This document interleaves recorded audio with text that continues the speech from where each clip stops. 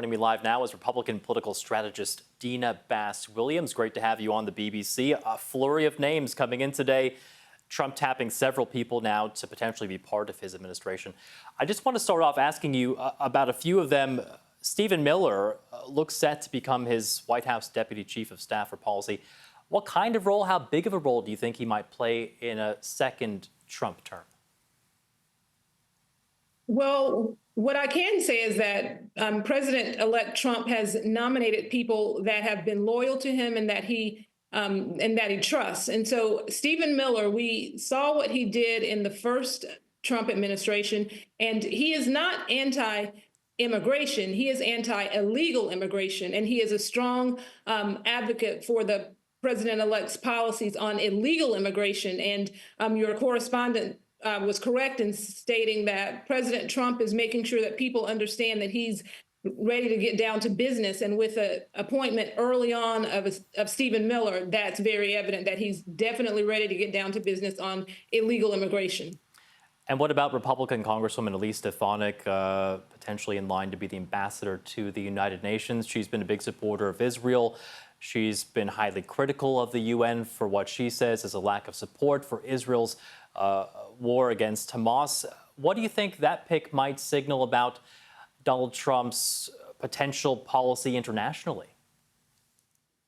Well, no secret that President Trump is a strong supporter of Israel. So Elise Stefanik is also an exciting choice. She's young, she's vibrant, she is, she fits the bill of being loyal and capable. So I think again that there's something very common. There's a theme going on. These things that President Trump talked about over and over again in the campaign, he's appointing people who can get those things done. He is ready to get down to business. And I think that an appointment of someone who is loyal to him to execute his agenda, like an Elise Stefanik, is a perfect example of that. You mentioned loyalty with both of those picks. Is there a danger here, you think, that Donald Trump might surround himself with people that are loyal to him, but may not be willing to stand up to him or disagree with him? Is that a danger, do you think, for the second term here? I think it's very important, based on the first term, that when President Trump, there were people in the cabinet that he may not have known well, that were not in sync with his agenda. What we know is that President Trump has a mandate from the American people, so he must appoint people who will execute that mandate. Now, we also have in Susie Wiles someone who is a close advisor, who's that person this is of course the chief of staff appointment.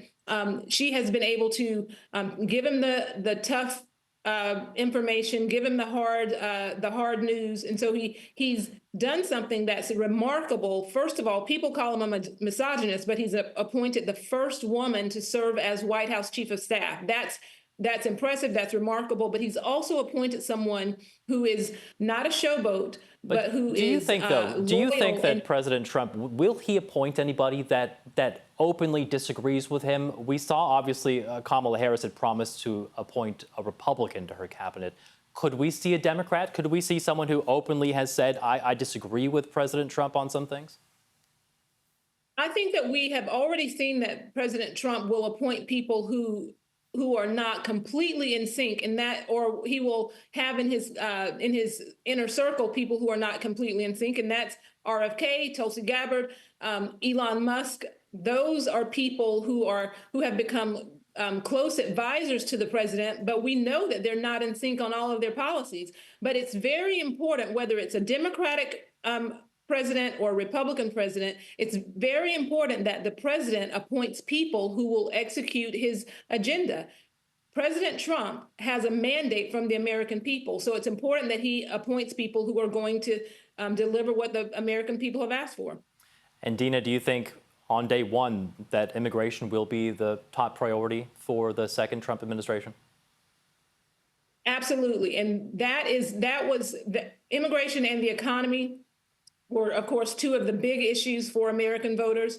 And it is very clear with Stephen Miller and Homan that President Trump is going to make illegal immigration a top priority. And I do believe that it will be a quick move to remove people who are criminals quickly. And so I think that that's something that can be done quickly. So absolutely. And the American people all across the country have been in sync on the fact that we have to curb this illegal immigration in our country. Deana Bass Williams, Republican political strategist. Thank you for your insights. Thank you.